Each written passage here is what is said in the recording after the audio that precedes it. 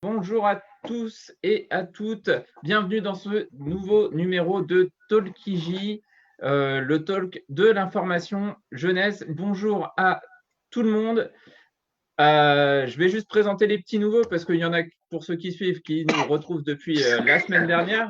Alors, Nils qui est à GoPop. Alors, à GoPop, c'est Villard-de-Lans en fait. C'est ça, c'est le plateau du Vercors. Donc, je suis basé à Villard-de-Lans, mais le Pige est intercommunal.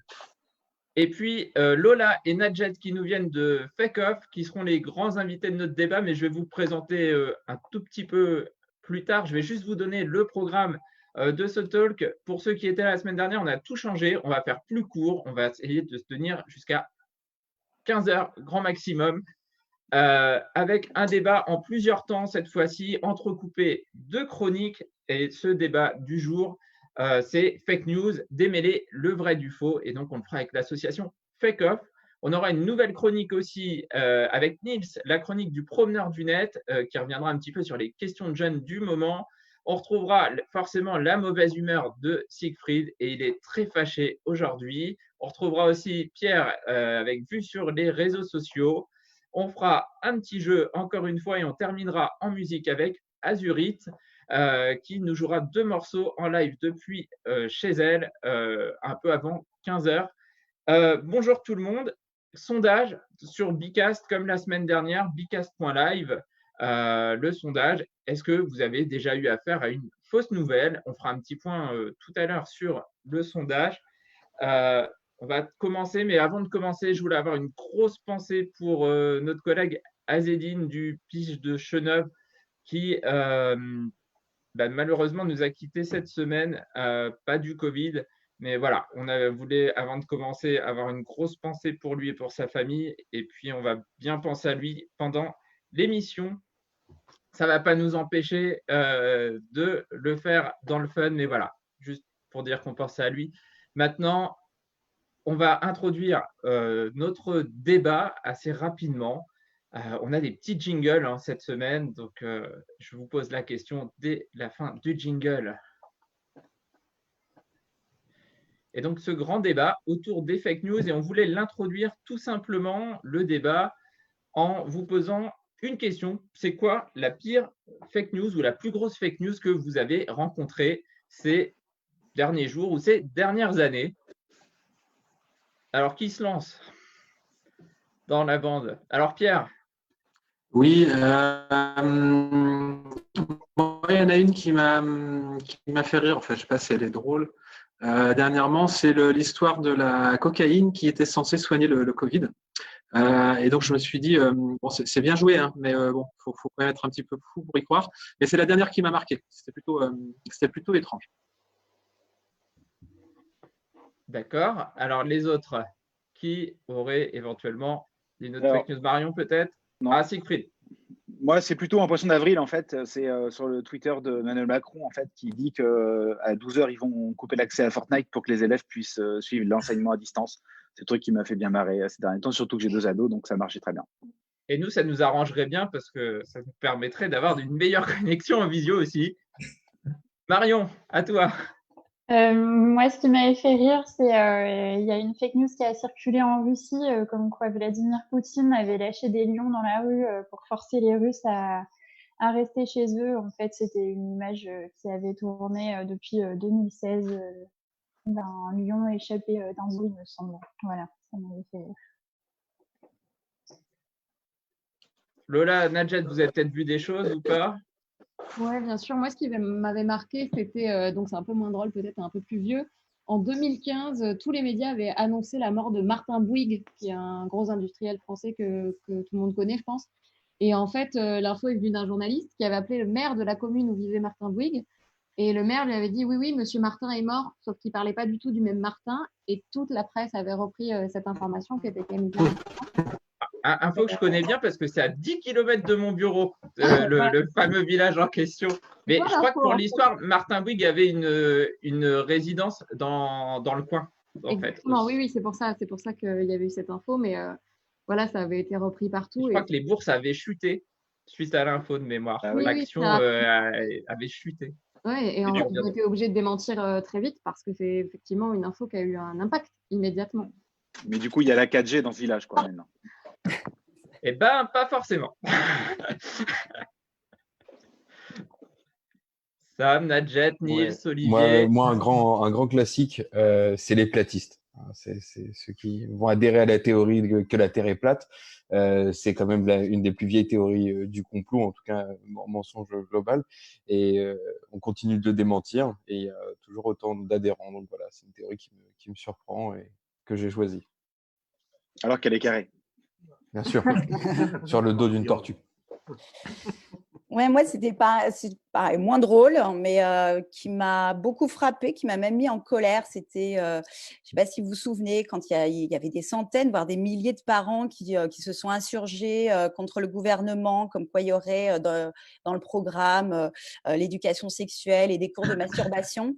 Ça m'avait beaucoup frappé parce que en fait, je me disais, ces gens-là ont cru une vidéo d'une femme qui a fait une vidéo dans sa voiture. On connaissait ni son identité, ni sa profession, et qui a été relayée des milliers de fois. Et en fait, en plus, cette info, elle était facilement vérifiable. Il suffisait justement d'aller voir les professeurs ou l'établissement des enfants, quoi. Donc, ouais, ça m'avait beaucoup marqué, surtout que voilà, il y avait beaucoup de groupes WhatsApp qui envoyaient ça, signer des pétitions. Hors de question que mon enfant fasse de la pornographie à l'école. Enfin, c'était assez étonnant, quoi. De mon côté, j'ai été vachement choqué, moi, en 2003, par l'affaire des armes de destruction massive irakiennes, et comment, effectivement, les États-Unis, avec l'Angleterre, avec des soi-disant preuves, avaient pu manipuler une grande partie au niveau de la communauté internationale et partir sur une guerre depuis 8 années, avec des preuves qui n'ont jamais pu être effectivement justifiées. Et même si dans un bouquin, je crois, Bush revendiquait le fait d'avoir mal interprété des éléments de la CIA. À l'époque, je crois qu'en 2003, on ne parlait pas encore de fake news, si je me trompe. Mais voilà, c'était vraiment quelque chose d'énorme, je trouve, à l'époque. Nils? Eh ben, moi, pour le coup, ça remonte il y a 2 ans. C'était une fake news. C'était la première fois que j'entendais parler de cette histoire. Nous, sur notre territoire, on a beaucoup de neige chaque année parce qu'il y a des stations de ski à Villard-de-Lans. Et j'avais pris un jeune en stop qui m'expliquait que cette année, c'était particulier parce que la neige qui était tombée venait de Russie, qui envoyait des espèces de bombes dans l'atmosphère pour faire neiger, que c'était de la neige artificielle, donc le froid était artificiel, et qu'on le ressentait parce que c'était vachement plus sec qu'habituellement.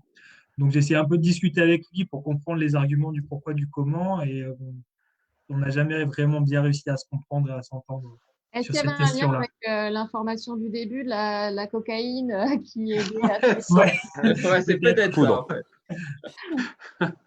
Il avait vu des ours avant dans les rues. Je ne sais pas si.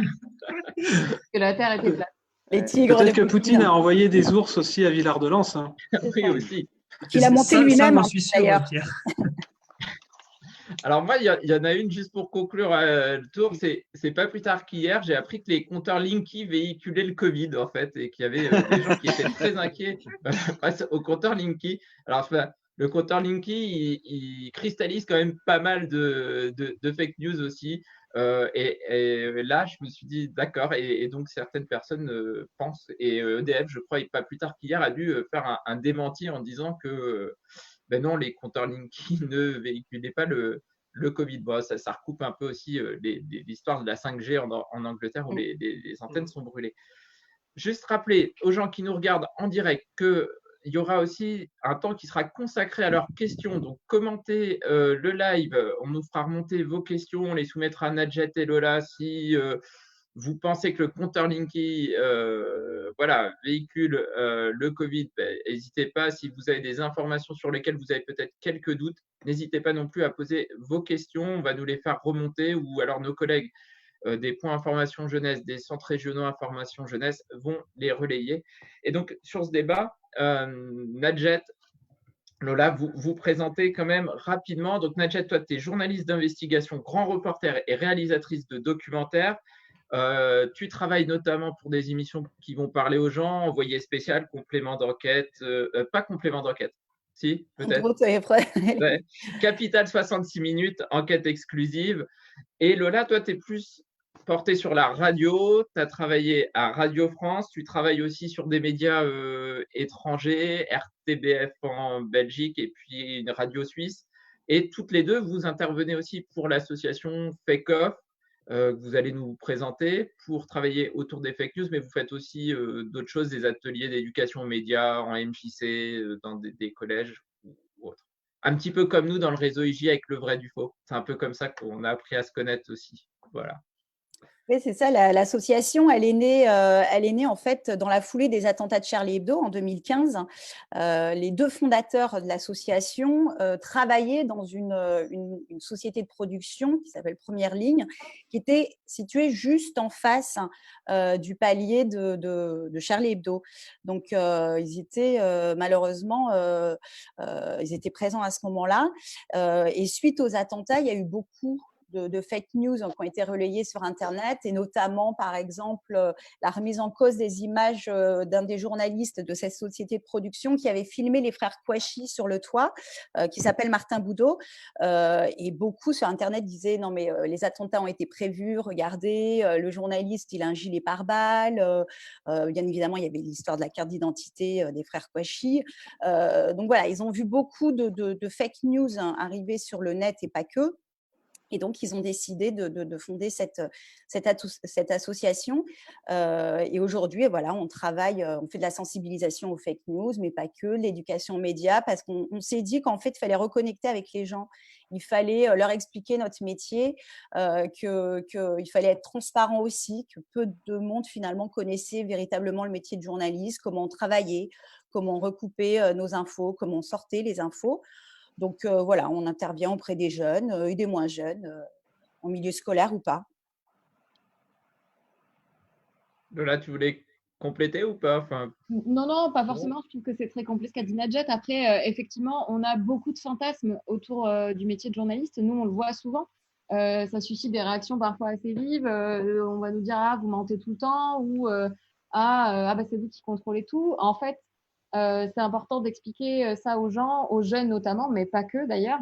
Et ils sont très friands en fait de savoir comment effectivement on travaille, comment on recroise les sources, etc.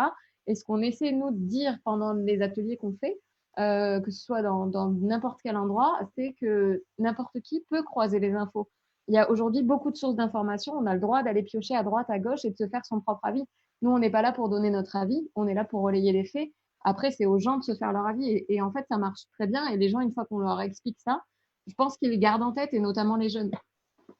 Alors, moi, j'allais vous poser la question pour lancer le débat. Comment on fait en ce moment, cette période de Covid, pour trouver la bonne information? À quoi on doit être vigilant? On nous communique énormément de chiffres tous les jours. Comment vous, en tant que journaliste, globalement, vous faites le tri dans tous ces chiffres? Il y a les règles de base. Hein. Il y a vraiment les règles de base. Il n'y a pas besoin d'être journaliste d'investigation ou FBI, etc. Il y a vraiment des choses toutes simples à faire. Nous, là, en ce moment, c'est vrai qu'il faut savoir que les journalistes, hein, il y en a beaucoup qui sont confinés. Hein, et par exemple, tu parlais des chiffres, hein, comment on récupère les données chiffrées. Donc, il y a des points presse, hein, il y a des points presse qui sont faits quotidiennement par le ministère de la Santé. Et ces chiffres, en fait, ils sont repris par les agences régionales de santé et puis par des organismes spécialisés.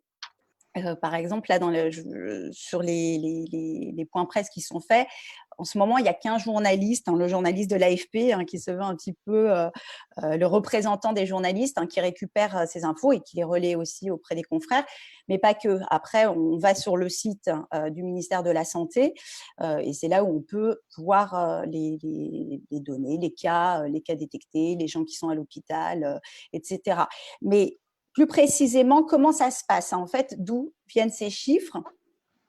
En fait, elles viennent d'une centaine d'hôpitaux. Il y en a environ à peu près 108, hein, c'est un peu augmenté ces derniers temps, qui sont habilités à dépister et à soigner le coronavirus et qui alimentent les bases de données répertoriant les malades. Et ces données, elles sont consultables par le ministère de la Santé, les agences régionales et Santé publique France. Voilà, c'est comme ça qu'on sort ces chiffres. Par contre, ces 3 organismes, ils n'ont pas accès à l'identité des patients qui sont touchés.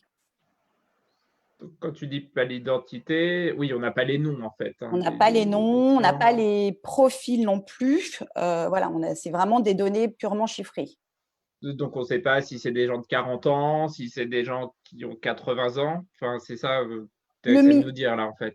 C'est pas le ministère qui le sait. Ça, c'est les agences régionales de santé, c'est les services hospitaliers qui donnent ces informations après aussi.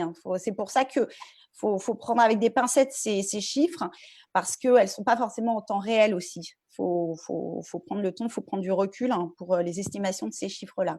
Et justement, sur cette histoire de chiffres, il y a aussi eu un petit peu une polémique, on l'a vu, parce que on n'a pas toujours pris en compte les mêmes données. Donc, il y a les données remontées par les hôpitaux, dont par les NADJET. On le sait, ça fait une petite semaine maintenant qu'on prend aussi en compte le nombre de personnes qui sont décédées dans les EHPAD. Vous savez, les maisons de retraite, etc. C'est une donnée qu'on n'avait pas au départ. Donc, ça veut dire que les chiffres, on ne peut pas vraiment comparer les chiffres du début de l'épidémie en France aux chiffres d'aujourd'hui. C'est pareil, les chiffres, en fait, on est très vigilant parce qu'il y a aussi des chiffres du nombre de personnes qui sont en réanimation, de ceux qui ressortent de l'hôpital.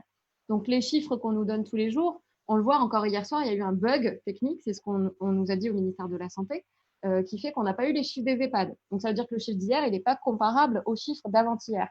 Ce qu'on essaie de vous dire, c'est que nous, comme vous, face à ces chiffres-là, on est très vigilants. Et surtout, ce qu'il faut garder à l'esprit, c'est que ce sont des chiffres à minima, puisqu'on a énormément de mal à dépister la population. On n'a pas de chiffres pour l'instant de toute la population entière du nombre de contaminations. Donc, c'est des chiffres qui sont vraiment, c'est le minimum de cas qu'on ait pu comptabiliser et remonter. Et puis, il faut faire attention parce que la comptabilité des chiffres n'est pas faite de la même façon dans les différents pays. Donc, c'est en fait, comparer par exemple les chiffres de la France avec les chiffres de l'Italie ou de l'Allemagne, c'est assez délicat. Donc, c'est pour ça, c'est des estimations. Et comme disait Lola, c'est à minima, il faut prendre avec des pincettes ces données chiffrées. Surtout quand elles viennent de Chine. Pardon, Romain. Surtout quand elles viennent de Chine. J'ai envie de faire un peu de provocation. Ouais. On l'a vu dernièrement, surtout que c'est ça. On s'est rendu compte effectivement par des enquêtes de journalistes qui sont sur place, qui sont confinés notamment à Wuhan depuis le début. Ils se sont rendus compte que ces données n'étaient pas fiables. Donc effectivement, il faut faire attention. Et c'est comme tout d'ailleurs, que ce soit de Chine ou des autres pays. Il y a des enjeux politiques aussi, il faut l'admettre, économiques. Donc voilà, il faut dire aux gens ces chiffres, c'est pour donner une idée de l'ampleur de l'épidémie, de la pandémie, pardon, parce qu'on est en pleine pandémie aujourd'hui, que c'est sérieux. Après, il faut pas se dire bon voilà, j'ai pas le chiffre exact, c'est pas grave, mais c'est vraiment pour se rendre compte que ça touche tout le monde et qu'on est dans un cas très sérieux aujourd'hui. Donc, par contre, ce qu'on est à peu près sûr, c'est que ce soir, le chiffre, par exemple, prendra les décès en EHPAD d'hier liés au bug technique. Donc, forcément, il y aura une hausse aussi. Enfin, c'est peut-être là où il faut aussi un petit peu d'esprit critique pour se dire j'ai pas eu les chiffres hier, donc forcément, le chiffre d'aujourd'hui risque d'être beaucoup plus spectaculaire sur le nombre de décès. Oui, complètement. Oui. Et justement, ils ont changé de méthodologie. C'est ce qui est très gênant, c'est qu'au départ, Jérôme Salomon, qui est le directeur général de la santé, donc du ministère de la Santé, au début, il donnait le chiffre global, c'est-à-dire qu'il additionnait, donc il disait pas combien il y avait eu en 24 heures de morts supplémentaires. Donc du coup, il fallait personne, je sais pas vous, mais moi je vais pas aller faire une soustraction chaque jour pour savoir de combien est l'écart. Donc en fait, c'est totalement faussé. Donc maintenant, on commence à dire combien il y a de morts chaque jour. Et effectivement, comme tu dis Romain, il va y avoir forcément plus de chiffres, plus de morts ce soir, à moins qu'ils retirent ce chiffre. Mais là, on rentre dans des calculs qui sont très compliqués, sachant que voilà, on a du mal à avoir des données très fiables de partout. Et surtout, on a ces infos, elles nous viennent que d'une source, le ministère de la Santé. Voilà. On verra un peu plus tard, justement, comment vérifier les infos. Et les sources en font partie, bien évidemment. Et du coup, là, encore une fois, on n'a qu'une source, donc on doit s'y fier ou pas. Mais en tout cas, c'est pour ça, encore une fois, on le répète, il faut prendre avec des pincettes. On n'est pas en train de dire que ces chiffres sont faux, mais ils sont ce qu'ils sont. Et du coup, faut faire Et attention puis, avec ça. les statistiques, c'est bien, mais le plus important, c'est ce que tu disais, c'est que la situation, elle est grave, peu importe qu'on soit 10, 12, 14. En fait, globalement, le message qui est à faire passer, c'est que la situation, elle est grave, qu'il y a des mesures qui sont enclenchées. Et c'est ce qu'on disait au début, le chiffre d'aujourd'hui sont les gens qui sont pistés. Et donc, c'est beaucoup plus important que le nombre de personnes qui ne l'ont pas été. Donc voilà, de manière générale, le message à retenir, peut-être plutôt que les chiffres, c'est de se dire, bon, on reste chez nous et puis on va essayer d'endiguer tout ça. Complètement, ouais. Alors pour finir ce premier phase du débat, on avait coutume quand même de dire qu'il y avait en France, je crois, 60 millions de sélectionneurs de l'équipe de France de foot. Et là, depuis quelques semaines, on s'aperçoit qu'on est 60 millions ou 70 millions d'épidémiologistes et de virologues. Moi, j'avais une question pour les journalistes que vous êtes. Comment on fait venir justement un expert sur le plateau? Parce que, alors, on voit des chefs de service d'urgence, des épidémiologistes, des chefs de service en réanimation. Comment on choisit en fait ces invités et voilà, comment on fait le tri en fait pour savoir qu'on a affaire à un réel expert.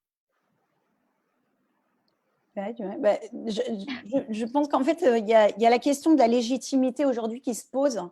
Nous, en tant que journalistes, comme disait là, on relaie les faits. On n'est pas des médecins, on n'est pas des professionnels de la santé, donc on a besoin de cette voix professionnelle pour acter des faits scientifiques ou sur l'aspect sanitaire. Et donc, le choix de ces professionnels, il se fait notamment… Enfin, il y avait aussi une volonté de leur part de communiquer. Et notamment pour sensibiliser les gens à la gravité de la situation et notamment pour le confinement. Parce qu'on a bien vu au confinement au début, c'était un peu compliqué, les gens sortaient énormément. Donc, ces professionnels ont aussi voulu, par le biais des médias, porter leur voix en disant « Attention, voilà, nous, on est dans les services, nous, on voit les patients. » Et donc, c'était une façon d'alerter la population. Alors après, c'est vrai qu'on voit beaucoup de chefs de service parce que les autres, les soignants purs ou les médecins, les internes, etc., sont sur le terrain. Je ne dis pas qu'ils ne le sont pas eux, mais en tout cas, voilà, ils se font un peu porte-parole de l'équipe, quoi. Et puis, il y a ce côté, le fait d'avoir un chef de réanimation d'un grand hôpital, peut-être que pour les gens, ça apporte un peu plus de poids aussi. Après, je crois que c'est ce que tu disais aussi. Il y a autant d'experts que d'avis, presque. Donc, pour les choisir, nous, on va se fier un petit peu à ce qu'ils ont déjà publié, à leur carrière. On va peut-être pas aller prendre quelqu'un qu'on ne connaît pas du tout et dont on n'a jamais parlé et lui donner la parole. On essaie de choisir des interlocuteurs ou interlocutrices légitimes, justement, de par leurs travaux, etc. Mais en ce moment, on est dans une période tellement délicate qu'on le voit. Il y a même des gens qui font le même métier qui ne vont pas avoir le même avis. Donc, c'est très, très délicat. Et c'est là où, effectivement, le libre arbitre de chacun intervient. Et il faut croiser les sources, regarder plusieurs émissions, lire plusieurs articles pour se faire une idée, je pense. Après, en télévision, effectivement, pour être encore une fois dans la transparence, on choisit ce qu'on appelle des bons clients. Et donc, les bons clients, c'est quoi? C'est quelqu'un qui va bien s'exprimer, qui va être didactique, qui va être clair pour tout le monde, qui ne va pas être trop scientifique, trop technique. Surtout en ce moment, on a besoin de réponses claires. Donc, quelqu'un qui va nous parler comme Monsieur Tout le Monde, c'est ce qu'on recherche. En tout cas, la chaîne d'info, c'est ce qu'elle recherche. C'est pour ça qu'on voit souvent les mêmes, peut-être. Il y a le côté facilité aussi. C'est-à-dire pour les chaînes d'infos, par exemple, ça va très vite. Il faut se dire qu'il faut remplir l'antenne rapidement, faut toute la journée. Et puis, il y a une question de réactivité, de facilité, d'avoir un carnet d'adresses et d'appeler ces professionnels qu'on connaît déjà, qui seront dispo assez rapidement. Il y a ça aussi. Alors, on passera au cas pratique dans la deuxième partie du débat, mais je vais passer la parole à Pierre pour sa chronique justement autour des réseaux sociaux qui s'appelle « Ça se voit sur les réseaux ». Pierre, ça va être à toi. Qu'est-ce que tu nous as préparé aujourd'hui? Alors, la semaine dernière, on vous a parlé de Crustel, qui continue de cartonner sur Instagram et Twitter. Cette semaine, on s'est plutôt amusé à rechercher des contenus sur les meilleurs moyens de contourner le confinement. Alors, je ne vous cache pas qu'on est tombé sur des perles. On aurait bien aimé trouver les images de cette dame qui prétexte une sortie parce qu'elle promène son canard ou son lapin, je ne sais plus. Bon, ces images n'existent pas. Par contre, on vous en a trouvé d'autres. Donc, on vous propose une sorte de top 5 des pires excuses pour contourner le confinement. Et tout ça, ça va se passer en vidéo. On vous rappelle quand même la consigne, c'est de rester chez soi et de ne pas faire le concours Lépine de la plus belle excuse pour sortir. Alors, c'est parti pour ce petit top 5. Comptez de la semaine prochaine, si vous continuez à avoir des attitudes pareilles, vous serez verbalisé à hauteur de 135 € à chaque sortie. C'est pas une mauvaise attitude. Madame, on vous demande de respecter des mesures de confinement et de faire des déplacements pour éviter. Je n'ai pas une mauvaise attitude. Madame, regardez ce que vous achetez. Oui, je vois bien. Vous prévoyez une gastro ou quoi?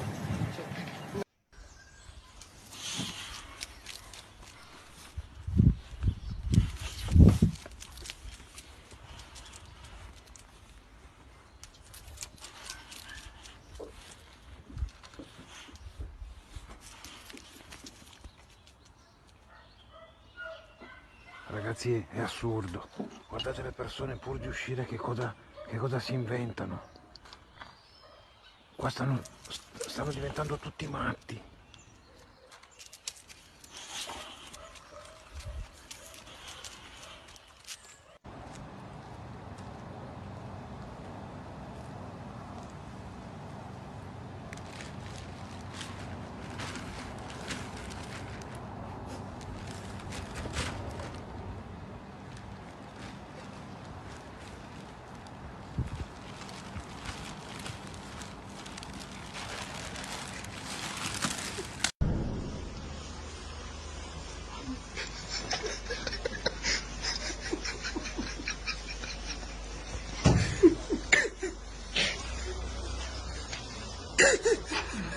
Mira que formático, lo abro por su paso de cierre.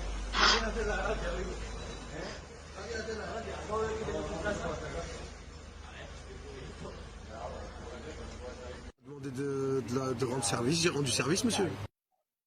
Alors, on revient en plateau maintenant.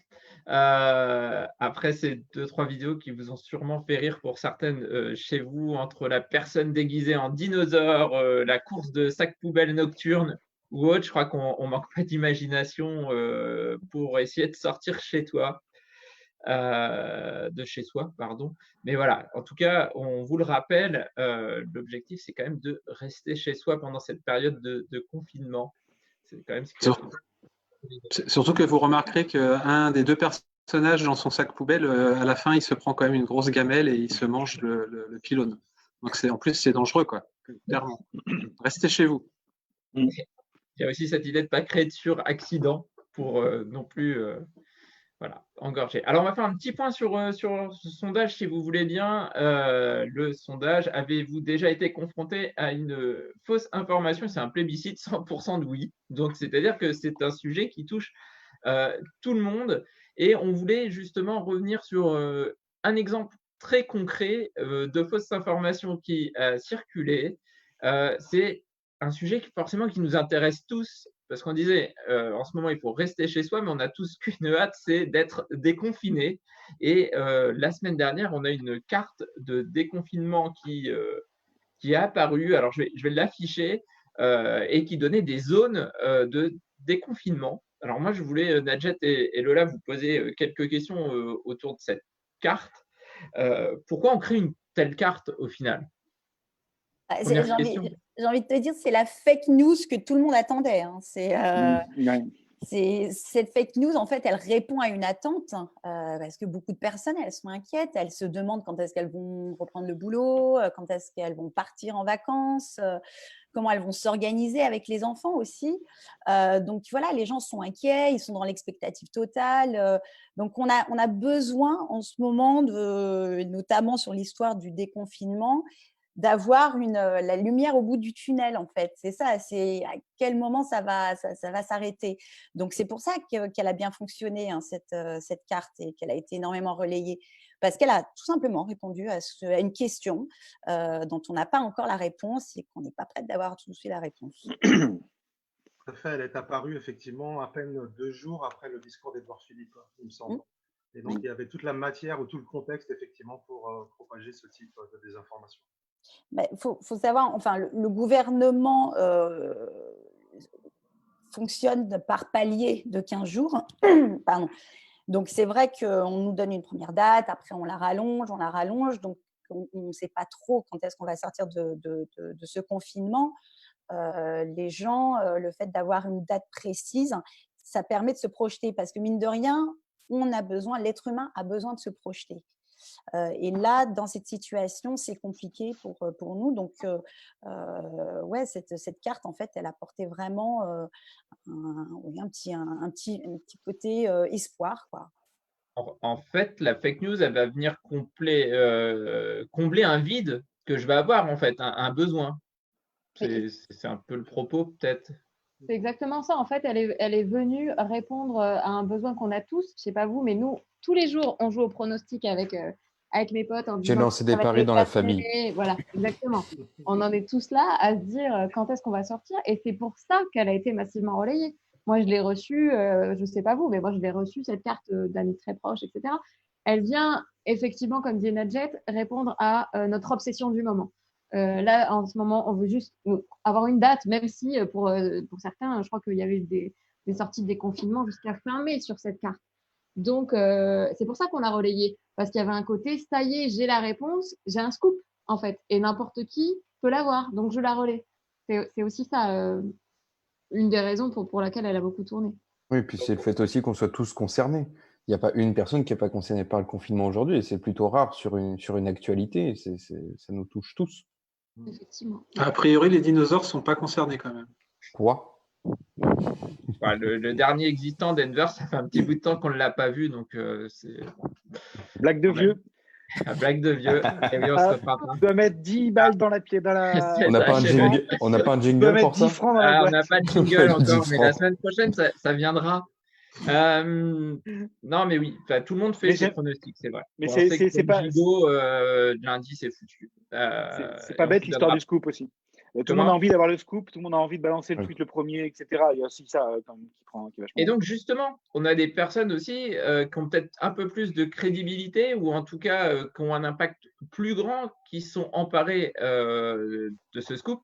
Je pense à Cyril Hanouna, par exemple, pour ne pas le citer, qui sort son téléphone en pleine émission et nous dit « Je viens de recevoir une info » et il affiche la carte. Est-ce que, globalement, est-ce que ça a tendance à renforcer forcément l'impact de cette carte? Dans le cas de Cyril Hanouna, dans ce cas-là, ce qui est intéressant, c'est d'analyser justement ce message qu'il a envoyé, enfin sa déclaration plutôt. Il nous dit quoi? Il dit « Je ne sais pas si c'est une bonne info, mais c'est une info qui tourne, donc je vous la donne, une info que j'ai reçue. J'ai reçu un SMS. » Alors, qu'est-ce que ça veut nous dire? En fait, en sous-texte, il sous-entend qu'il y a une info qui circule, il y a une exclue qui circule, dont on n'a pas encore connaissance. Enfin voilà, en tout cas, ces téléspectateurs n'ont pas encore connaissance. Et du coup, Cyril Hanouna, lui, en recevant ce texto, par son réseau, il nous dit quelque part, ben voilà, moi j'ai des personnes, soit de haute sphère ou bien renseignées, qui ont cette info-là. Donc, je vous la balance. Et en même temps, il se dédouane en disant, mais je ne sais pas si c'est une bonne info ou pas. Sous-entendu, il veut éviter les problèmes. Il veut éviter Exactement. les problèmes. C'est une manière de dire, bah voilà, c'est pas une bonne information, c'est pas une mauvaise, on ne sait pas. Voilà, donc comme je ça, me dédouane. Il fait ce que fait tout le monde en fait. Hein. Je ne sais pas si c'est bon, mais je relais. Trois quarts des infos partagées qui ne sont pas vérifiées. C'est ce que disait Samuel, je crois, tout à l'heure. On va être le premier à avoir l'info et la donner au final. Il y a cette course au scoop peut-être aussi. Et est-ce que c'est la même chose chez les journalistes ou pas? Excusez-moi, j'ai un scoop d'un ami de confiance, Denver, le dernier dinosaure, vient de choper Covid. Non, mais en plus, Cyril Hanouna, c'est vrai qu'il a cette particularité dans ses émissions. Si on analyse un petit peu sa façon de présenter, souvent il dit à ses téléspectateurs, à ses fanzouz, mes petits chéris, je vous dis tout, moi je suis transparent, je viens de recevoir un texto, j'ai reçu un appel, j'étais avec les patrons de la chaîne. Il y a un côté, voilà, contrairement aux autres émissions plus traditionnelles ou aux autres journalistes, moi, je vous dis tout, je ne vous cache pas. Je ne vous cache rien. Et d'ailleurs, enfin, on l'a bien vu aussi lors des émissions qu'il a faites pour les spéciales Gilets jaunes. Voilà, il y avait le côté, moi, contrairement aux autres, je ne suis pas comme les autres, je vous dis tout. Et c'est ça, en fait, le problème, c'est que Cyril Hanouna, sous couvert de cette soi-disant transparence totale, encore une fois, contrairement aux autres qui cachent, il y a les gens vont dire non, Est-ce qu'il n'y a pas une forme de rhétorique un peu complotiste derrière ça? De dire on vous met dans le secret, on vous met dans la confidence, on ne vous dit pas ce qui se passe, donc venez me regarder parce que moi je vous donne la bonne information? C'est exactement ça. Déjà, rien quand il commence en disant il y a une info qui tourne, qui circule. Encore une fois, sous-entendu, vous ne le savez pas, vous ne le savez pas encore. On nous cache, on ne nous dit pas tout. Il y a un côté, ça tourne sous le manteau, quoi, quelque part. Voilà, et c'est typique. Il joue la connivence aussi, il y a ça aussi, comme tu disais, il joue la connivence. Et effectivement, nous, si on relayait toutes les rumeurs qui nous arrivent aux oreilles, ce serait festival, quoi. Mais après, il faut savoir que Cyril Hanouna n'est pas journaliste. T'en as pas une ou deux pour nous, là?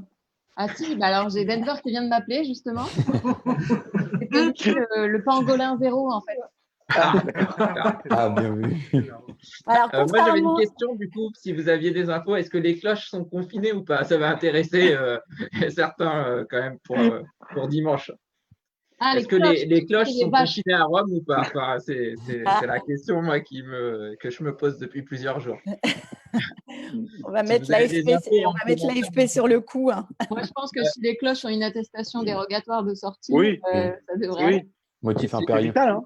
Conseiller la case à cocher aussi. Chocolat nécessaire pour le moral. D'accord. Autre point, juste pour revenir sur Cyril Hanouna, il y a aussi une mise en scène. C'est-à-dire que techniquement, il sort son téléphone, le tweet s'affiche. Globalement, il ne venait pas de recevoir le tweet. C'est-à-dire que si on rentre vraiment dans le décryptage, vous le savez sûrement mieux que moi, pour lutter un peu avec la régie ici, forcément, on a préparé parce qu'il dit je reçois un message et ça s'affiche directement sur grand écran derrière. Ça sent quand même un peu la mise en scène. Oui, bon après, voilà, pour être tout à fait honnête, après, en télévision, on fait de la télé, donc il faut que ça soit visuel. Donc, nous, quand on fait des reportages, on explique malheureusement, on ne peut pas tout filmer en direct, on peut pas. Donc, il y a quelque part une petite mise en scène qui est faite parce que on ne peut pas être là au bon moment ou recevoir les infos en live and direct.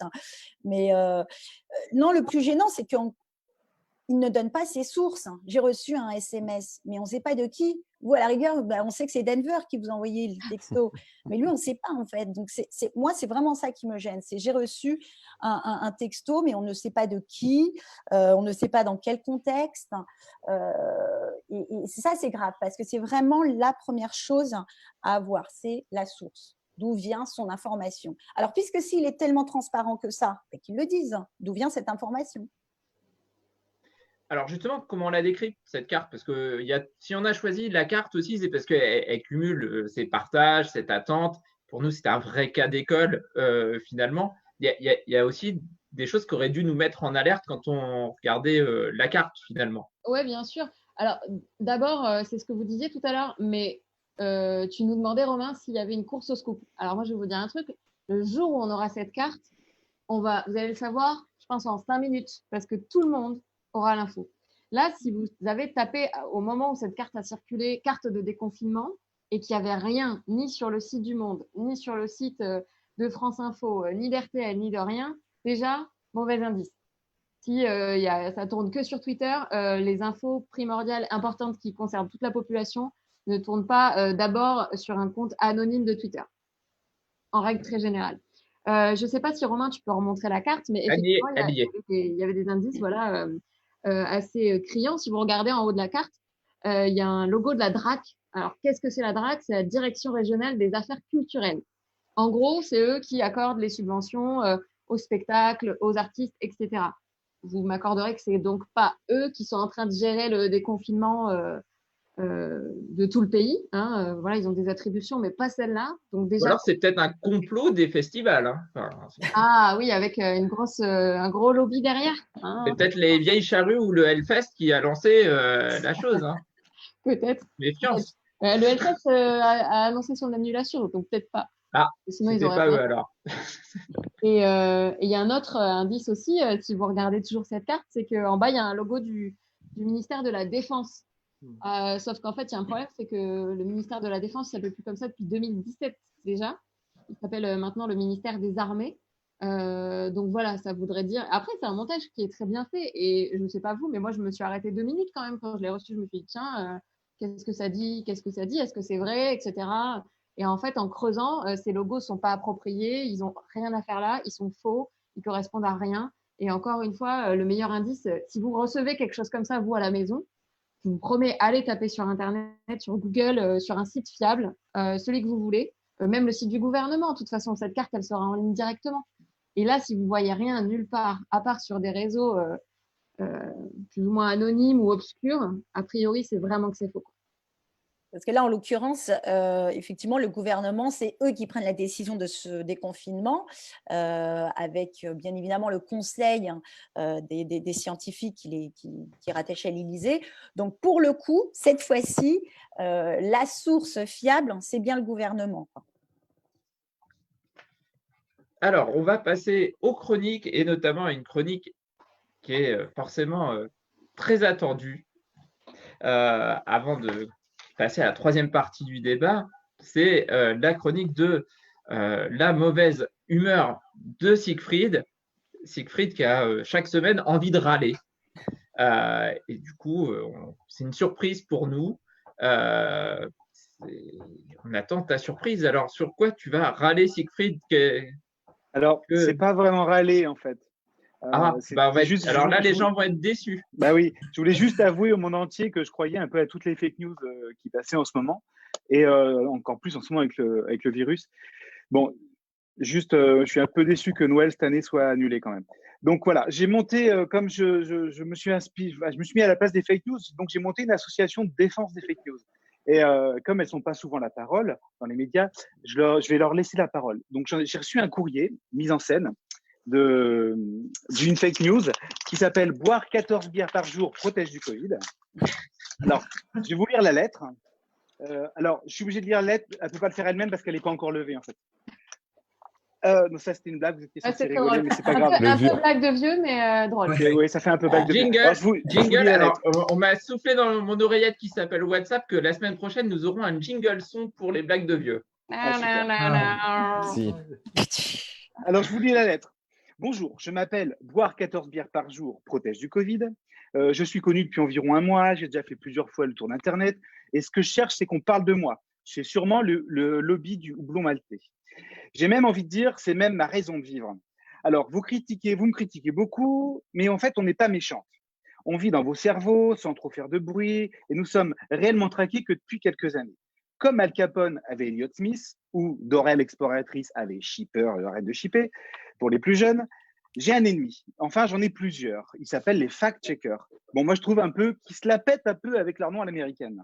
Alors, ces fact-checkers, ils pensent qu'en croisant, en vérifiant leurs sources, ils peuvent me rendre moins viral. Ils peuvent toujours essayer, en fait, parce que je suis juste programmé pour me nourrir des petits points faibles et naturels qui sont dans vos têtes. Vous savez, on en parle beaucoup en ce moment, ce sont les biais cognitifs. Et ceux-là, je les adore. Alors, je voulais juste vous dire aussi que j'ai 2 cerveaux préférés. C'est celui de Mark Zuckerberg, qui est le créateur et le grand chef de Facebook, qui est un peu mon géotrouve-tout à moi. Et celui de Donald Trump, qui est mon cerveau-test. Avec lui, j'essaye, j'innove en permanence, il est très très fort. C'est un peu mon papa, parce que c'est lui qui m'a fait connaître. Alors, si le mot biais cognitif ne vous parle pas, je vais vous donner quelques exemples pour que ce soit plus clair. Mais avant, une petite définition. Un biais cognitif, c'est un petit raccourci ou une stratégie dans votre cerveau qui vous permet d'agir vite, de donner du sens à ce que d'agir vite, de donner du sens ou vous souvenir de ce que vous lisez, voyez ou entendez. et ça vous permet aussi de faire le tri. Et en ce moment, il y a de quoi. Bon, alors, je vous fais ma petite liste de biais cognitifs. Le premier, c'est celui dont je me sers le plus souvent, c'est le biais de confirmation.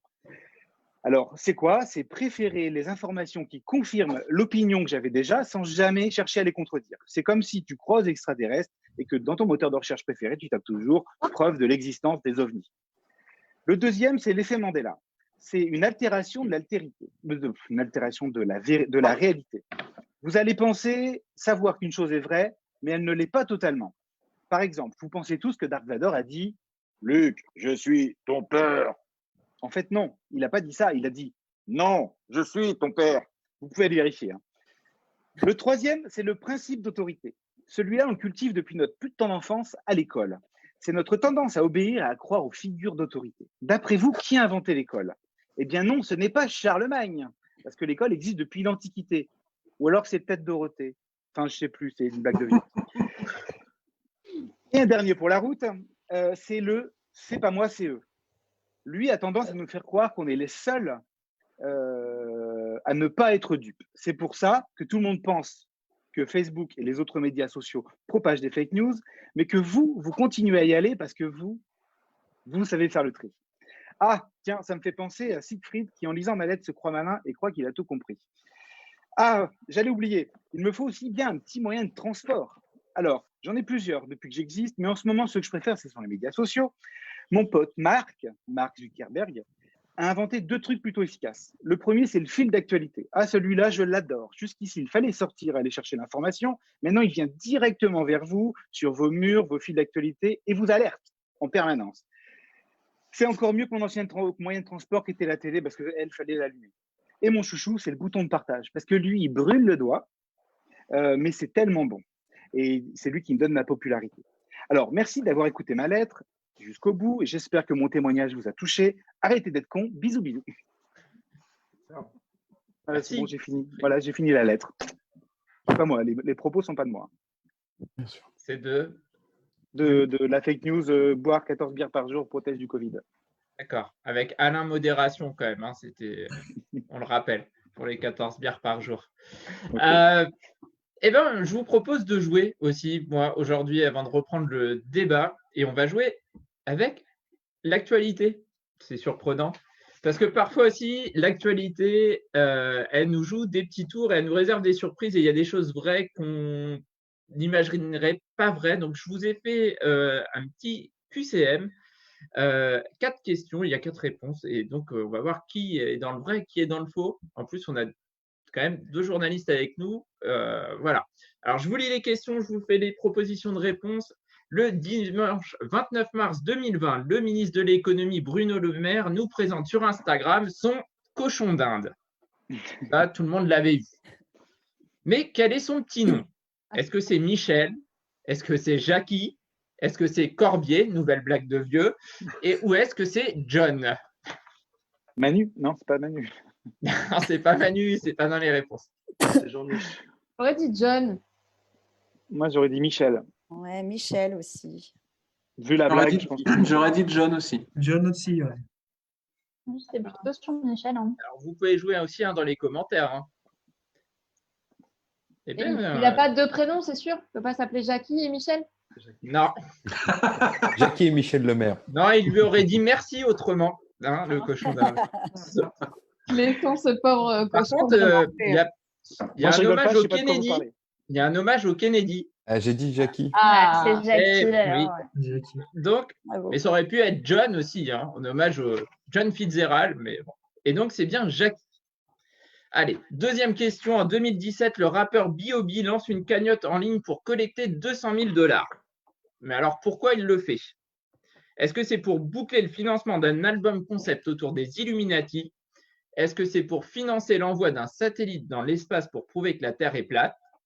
Est-ce que c'est pour organiser une émission de télé-réalité visant à réconcilier Booba et Karis?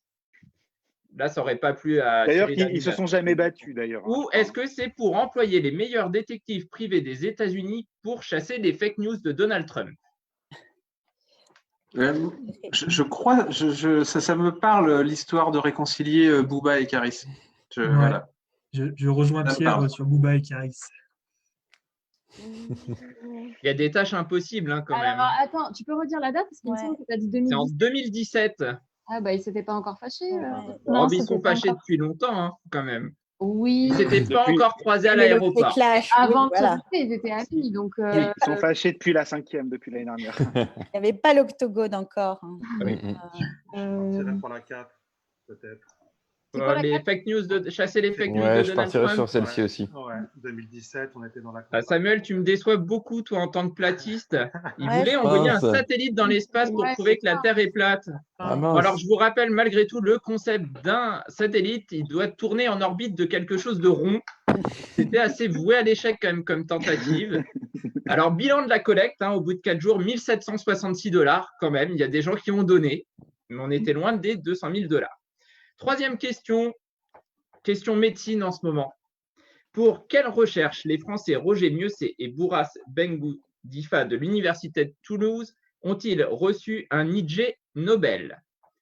Alors déjà, il faut savoir ce que c'est qu'un Ig Nobel, mais ça, est-ce que c'est pour une étude sur la température des testicules des postiers, une étude sur un meilleur passage des calculs rénaux dans les montagnes russes, une étude montrant que les fœtus réagissent mieux à la musique diffusée si elle est à partir de l'intérieur du vagin plutôt qu'à travers le ventre, ou une étude sur l'impact du didgeridoo sur le sommeil? Ah, moi, j'aime bien le didgeridoo, moi. Et sur les soirées aussi. C'est l'utérus, moi. Moi, je sens le postier. C'est l'utérus parce que ça me parle aussi. Le son dans l'utérus, ce serait mieux pour les bébés qu'à travers le ventre. Alors, tu as dit le vagin, parce que là, carrément, dans l'utérus, ça fait loin quand même. Ouais, ouais, techniquement. Avec un didgeridoo. Ouais. Eh bien, Postier, les postiers. il y avait un hommage à la lettre de Siegfried dans ma question. Mais oui, Puisque c'est une étude sur la température des testicules des postiers. Ils ont remporté l'Ig Nobel d'anatomie. Alors, les Ig Nobel, c'est l'anti-prix Nobel, en fait. Ça prime les recherches les plus drôles. Ce qu'il faut savoir, c'est que toutes les réponses sont vraies.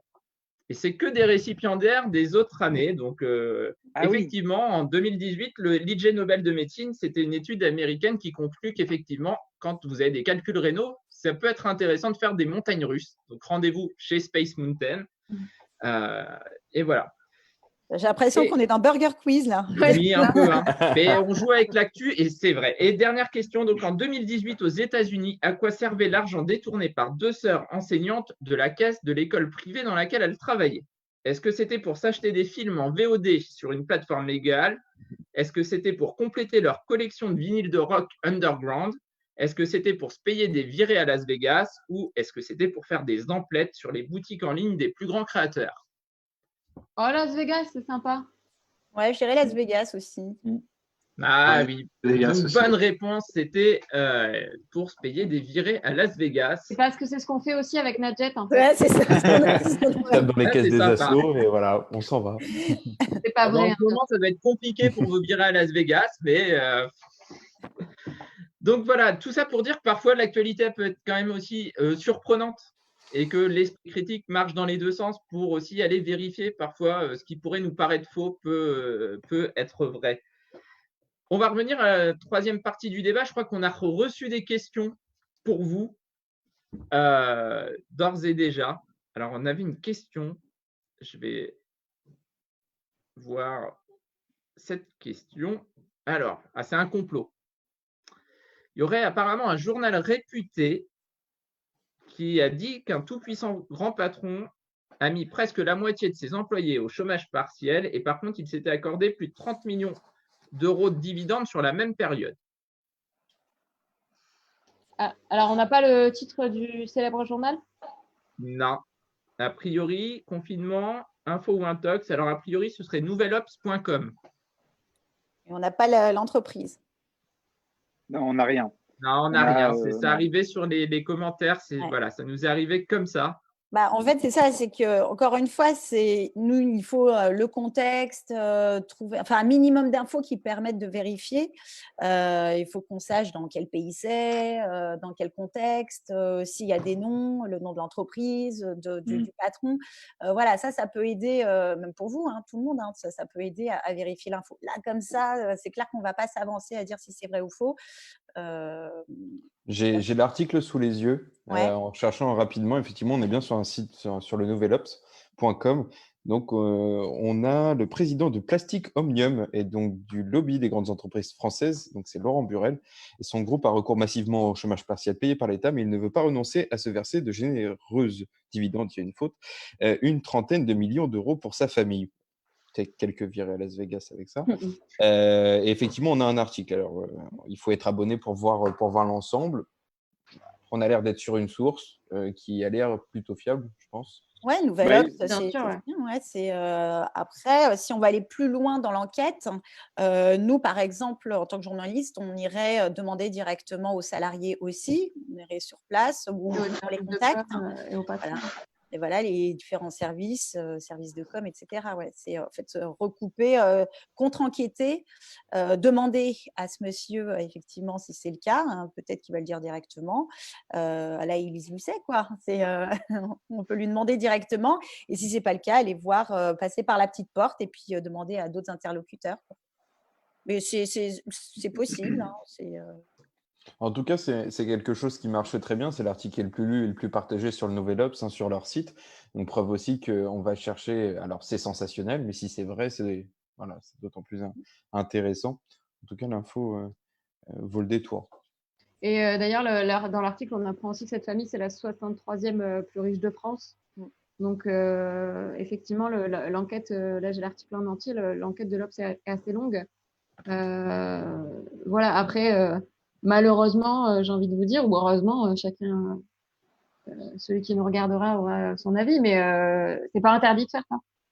Voilà. La question a été soulevée en ce moment. Hein, mais... la phrase de Bruno Le Maire était intéressante puisqu'il demande si c'est possible de ne pas trop verser mais demander, c'est gentil, en fait, comme verbe. Ouais. On ordonne quand on demande. Mais je vous pose la question, est-ce qu'il n'y a pas eu dernièrement effectivement notamment Bruno Le Maire qui a demandé aux banques un petit peu de se calmer sur le reversement des dividendes aux actionnaires, c'est ça. Au vu du contexte. Oui, je crois que c'était la BNP ou... Oui, mais c'est des recommandations, au même titre que pour les banques, de ne pas prélever, par exemple, des agios, voilà, d'encourager à l'effort national. Hein, mais après, il n'y a rien de… Bon, on croirait sur BFM, là. Il faut qu'on passe à autre chose. J'ai pas mon écharpe rouge. Le temps passe très, très vite. Excuse-moi, on a un petit peu explosé les compteurs. Et je crois qu'il y a Nils aussi qui nous attend pour sa nouvelle chronique.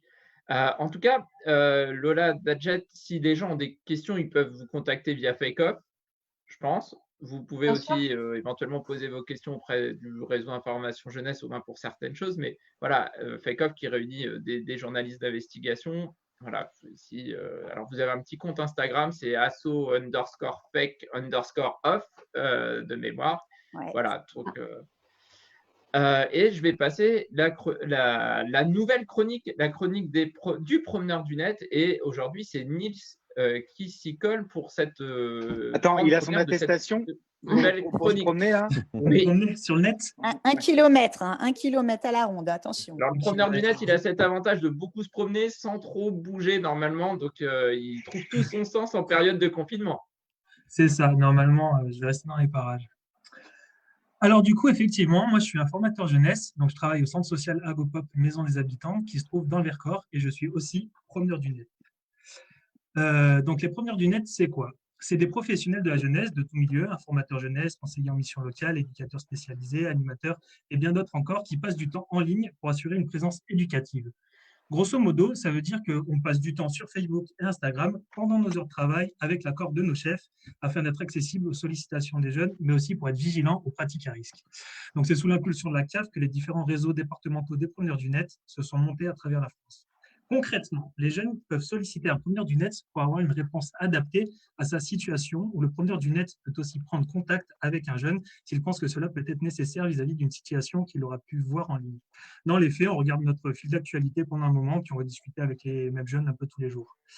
Mais je dois t'avouer que pendant ce moment de confinement, nos habitudes sont un peu chamboulées, puisque nous devons nous adapter à une vie numérique plus dense que d'ordinaire. Pour ma part, je passe du temps à essayer de trouver de nouvelles choses à faire pour maintenir le contact avec mon public et montrer que même si je ne suis pas bloqué dans mon bureau pige, je peux être tout aussi efficace sur Internet en étant bloqué dans mon bureau chez moi. C'est la magie du numérique. Donc, fort de ces quelques jours d'expérience, en mode confiné, coupé de tout contact physique avec mes voisins, ma famille, mes collègues, je me suis amusé à voir comment l'actualité pouvait être traitée sur les réseaux sociaux par les jeunes. Donc, l'actualité de cette dernière semaine, ça a été particulièrement rythmé par l'annonce de Jean-Michel Blanquer, le ministre de l'Éducation, sur les conditions de réussite au baccalauréat 2020. Son discours a été suivi d'une multitude de publications sur les réseaux sociaux, renforcées à coups de hashtag 2002. Nous sommes donc en droit de nous demander si les 2002 et autres élèves précoces ou redoublants sont vraiment en PLS suite à l'annonce de notre ministère de l'Éducation. Je reviens sur le cas des candidats libres un peu plus tard. Avant toute chose, j'adresse un big up tout particulier à Ronny pour le féliciter de l'obtention de son baccalauréat 2020 dès le mois d'avril, que je cite, comprend ce qu'a ressenti Adil Rami après avoir gagné la Coupe du Monde sans jouer. Alors oui, mais en fait non. Même si à l'instar de notre ami Romy, de nombreux candidats à l'édition 2020 du baccalauréat ont parsemé les réseaux sociaux de ce trait d'humour à l'encontre d'Adil Rami, que je salue au passage s'il est sur le live, salut Adil. En fait, vous n'êtes pas encore tout à fait admis au bac. Malheureusement pour vous, le ministre de l'Éducation a été très clair sur ce point. Si l'obtention du bac se jouera bien sur le contrôle continu, pour mériter le précieux sésame, il faudra être assidu jusqu'à la fin de l'année. En effet, à la fin du 3e trimestre comptera également dans votre note finale. Donc, tant que l'année scolaire n'est pas finie, rien n'est encore joué. Cependant, les notes obtenues pendant le confinement ne seront pas comptées dans la moyenne. Mais l'assiduité peut être bien. On n'est pas encore très sûr, on n'a pas tout compris. Cette affaire a également été l'occasion pour les bacheliers de l'année passée de donner un petit message d'encouragement à la jeune génération. Je me permets donc de citer l'altruiste Leslie avec un message plein d'encouragement plus jeunes collègues. Les 2002 qui pullulent sur Twitter, profitez bien parce que quand l'année prochaine vous mangerez vos premiers partiels et que vous n'aurez jamais su ce que c'est de réviser à fond pour un examen, je suis sûr qu'on va moins vous entendre dans votre échec. Alors d'abord, je vous souhaite bonne chance pour ces partiels à venir, mais en fait, j'en profite également pour vous dire que pour ce qui concerne les partiels des études supérieures, une ordonnance du 27 mars 2020 du gouvernement laisse de la souplesse aux universités pour organiser les examens à distance. Les étudiants doivent être prévenus au moins 2 semaines à l'avance de l'épreuve. Non contente de se sentir agressée de la sorte, Léane y est aussi allée de son petit commentaire. Arrêtez de croire qu'on n'a pas travaillé pour notre bac, hein, on le mérite et on a travaillé pendant 3 années de lycée. Et c'est bien vrai, je rappelle à tout ce petit monde qu'on ait travaillé ou pas, les notes des épreuves anticipées sont gardées. Donc les notes de l'année dernière comptent pour le bac cette année. Et les oraux de français sont maintenus pour les premières. J'ai fait un petit tour sur le site du Centre d'information et de documentation jeunesse, donc le CIDJ, pour savoir vraiment quelles sont les vraies informations derrière le bac. Donc, ce que j'ai retenu, c'est que les candidats qui obtiendront une moyenne allant de 8 à 10 passeront les oraux de rattrapage dans les conditions habituelles début juillet. Les candidats qui auront moins de 8 de moyenne ou qui échoueront aux épreuves de rattrapage pourront participer à une nouvelle session au mois de septembre. Pour cela, le jury d'examen se penchera sur l'assiduité au cours et la motivation de chaque candidat. Donc, il est à noter que cette session de septembre est aussi ouverte aux élèves qui préparent le bac en candidat libre. S'agissant des élèves des lycées professionnels, les épreuves de BEP, CAP et bac professionnel seront à valider sur la base des contrôles effectués en cours de formation et sur un examen du livret scolaire par le jury d'examen. Le ministre rappelle également que toutes les dispositions indiquées s'appliquent ainsi aux élèves des lycées agricoles. Donc, dans l'hypothèse d'un retour dans les établissements scolaires dans les prochaines semaines, le ministre de l'Éducation nationale a affirmé que les cours se tiendraient jusqu'au 4 juillet afin de rattraper les semaines perdues pendant le confinement. L'assiduité à ces cours sera très importante pour la réussite au bac, je le précise encore une fois. Donc, pour répondre à l'inquiétude de ce jeune tweetos qui nous dit que les profs qui ont mis des sales notes et dit aux élèves « vous inquiétez pas, au vrai bac, les profs noteront moins sévères », Monsieur Blanquer a affirmé que pour garantir l'égalité entre les candidats, le ministre rappelle qu'un jury d'examen se penchera sur le cas de chaque élève pour garantir une harmonisation des notes entre les établissements. Ce jury pourra aussi regarder l'assiduité des candidats au cours s'ils ont repris. Autrement dit, votre présence en cours jusqu'à 4 juillet comptera dans votre appréciation et pourra vous permettre d'accéder à la 2e session du bac organisée en septembre en cas d'échec. Pour conclure cette chronique, je souhaite bonne chance à tous les candidats au bac 2020, qu'ils soient nés en 2002 ou non, et surtout, restez chez vous. Vous aurez plus d'informations sur le site education.gouv.fr à la rubrique Bac et brevet 2020. Merci, Nils. C'était dense. Bon. Ah, c'était dense. Non, mais ce qu'on a compris, c'est que Alors, pour résumer, les vacances, c'est fonction de votre zone, c'est en ce moment, mais après, il va falloir retourner un petit peu bosser pour avoir son bac. Ouais. C'est ça. Et puis, moi, ce que j'ai compris, c'est que le bac 2020, en fait, sera beaucoup moins cher sur le bon coin, quoi. Ouais. Plus ou moins ça. Je la relis si tu veux. Alors, juste pour conclure le débat et avant de passer la parole, ou plutôt la guitare à Azurite, notre invité musical pour terminer, juste revenir sur les gestes barrières. Peut-être Marion dire un petit mot. On avait fait un petit document rien que pour vous. Il va être mis sur les réseaux sociaux et aussi sur le drive de l'Uni très rapidement pour les gestes barrières à effectuer pendant cette période de confinement où la propagation des fake news aussi est quand même très très favorable. On parle de la propagation du Covid, mais les fake news aussi profitent, elles, du confinement. Donc voilà, identifier la source, contextualiser l'information, croiser l'information, exercer son esprit critique et maîtriser ses émotions. Voilà, c'est un petit peu, je pense, le résumé de ce qu'on a pu se dire avec Nadjet et Lola aujourd'hui. Alors attendez, on a peut-être une question qui nous arrive, mais je ne sais pas si… Hop, qui arrive en direct.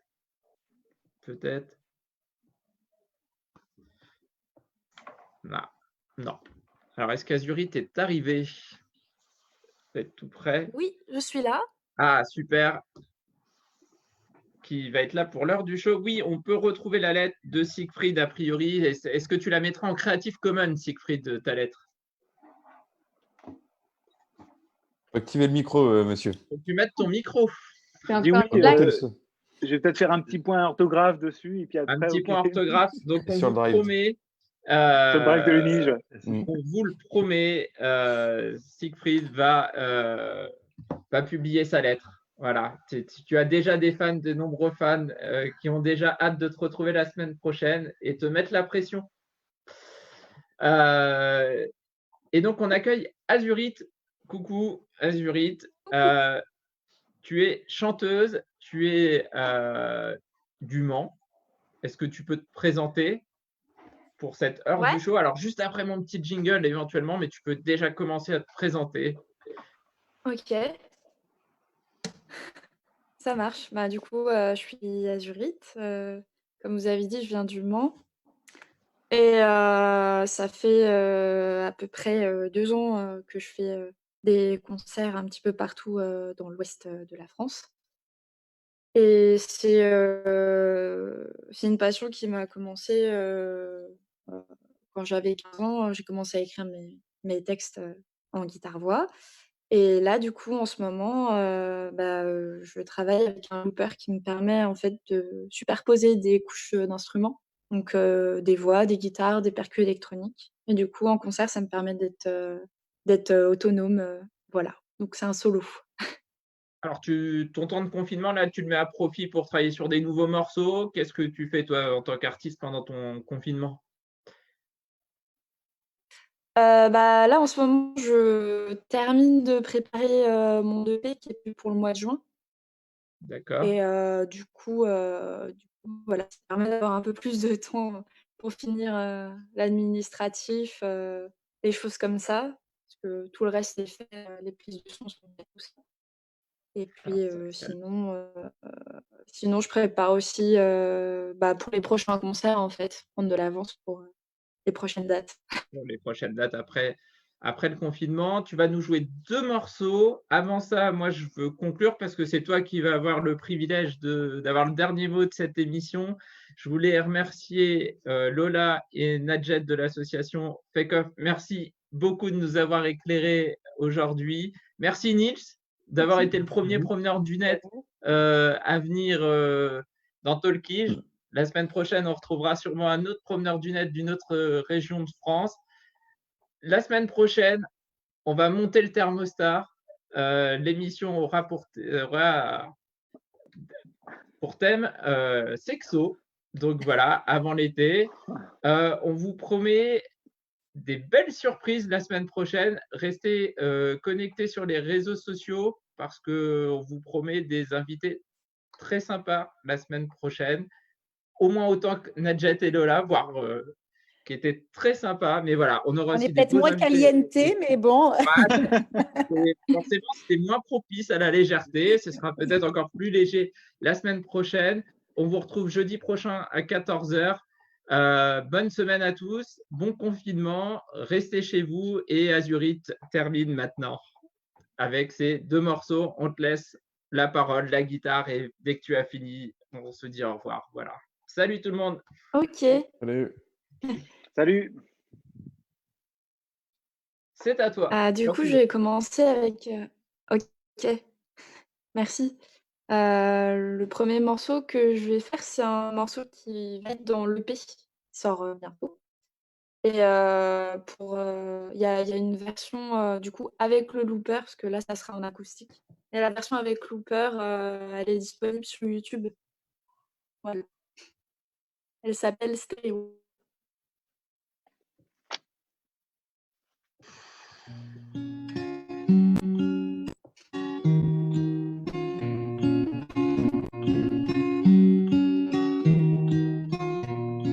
Not a destination, I guess I see in black and white.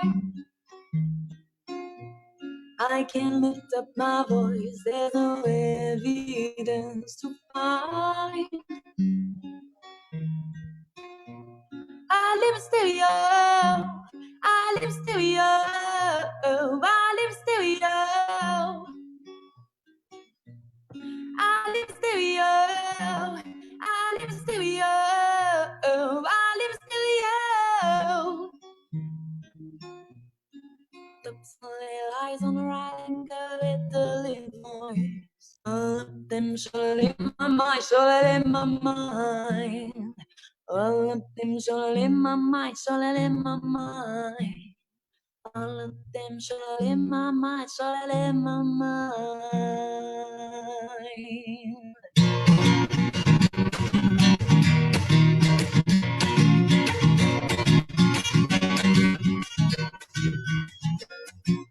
Another dimension I see in black and white.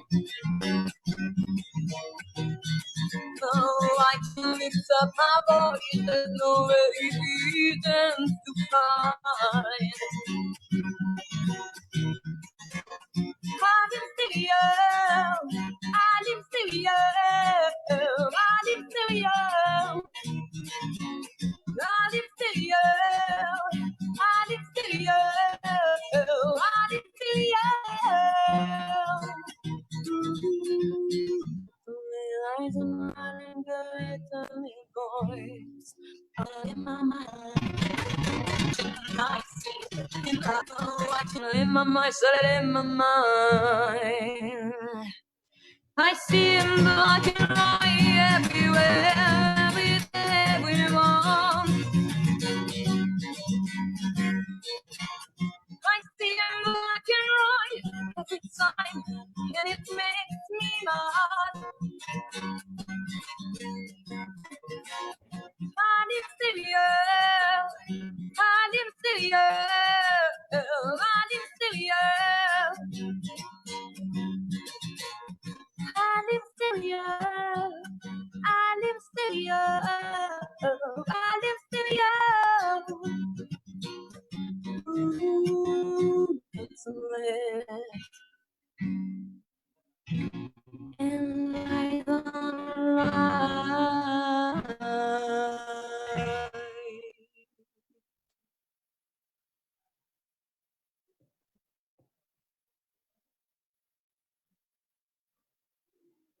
Merci. Du coup, je vais continuer avec une petite reprise. Alors, j'en fais pas souvent une reprise, mais celle-là, je la fais assez régulièrement parce que c'est une chanson que j'apprécie particulièrement et je pense qu'il n'y a pas besoin de donner le nom. Normalement, vous devez la connaître.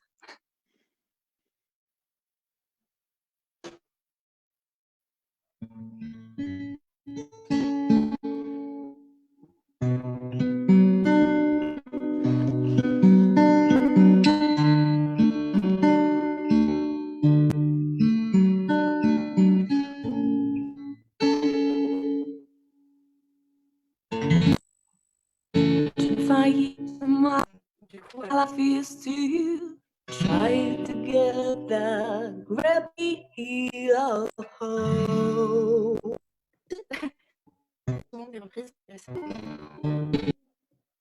I realized quickly when I knew I should that I was made up of this brotherhood of men. For whatever that means. And so I cry sometimes when I'm like this. Try to get it all at once in my head, and I am feeling a little peculiar. And so I morning night side by side, and I'm taking the road, and I get high, and I spend the top of my going on. And I say, ooh, yeah, yeah, ooh, yeah, yeah. I say, what's going on? And I say, ooh, yeah, yeah, ooh, yeah, yeah. I say, what's going on?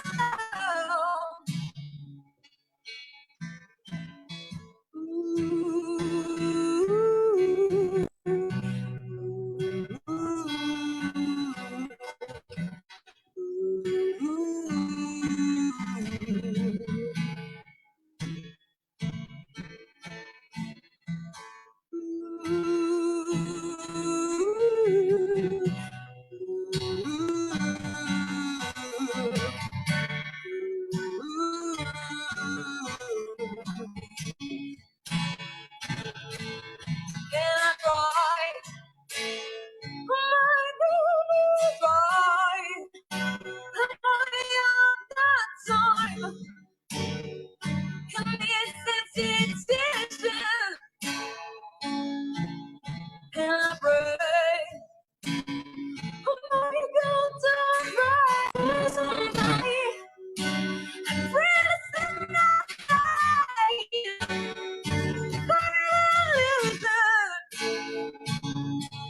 and so I pour some down my blood. Try to get it all off what's in my head. And I am feeling a little peculiar. So I will keep my side by side, and I take it there, and I get high in my sense of what's going on. And I say, ooh, yeah, yeah, ooh, yeah, yeah. I say, what's going on? And I say, ooh, yeah, yeah, ooh, yeah, yeah. I say, what's going on?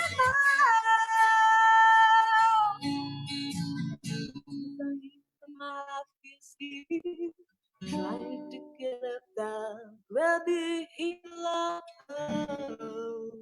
from a destination.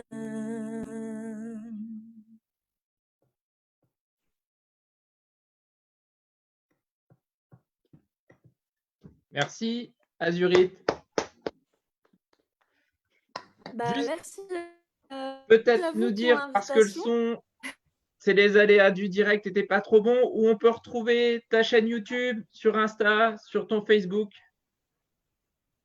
Juste.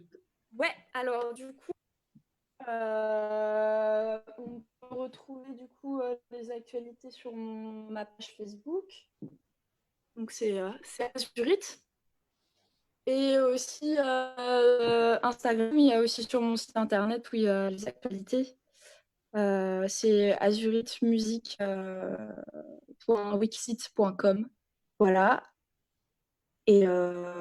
Et puis voilà, dès le mois de mai, il y aura un clip qui va sortir, donc un autre morceau du coup de l'EP. Et voilà, j'ai hâte qu'il sorte bientôt. Voilà. Eh ben, merci à toi, merci à tous et à la semaine prochaine. Merci. À très vite. Au revoir. Salut. Au revoir. Au revoir.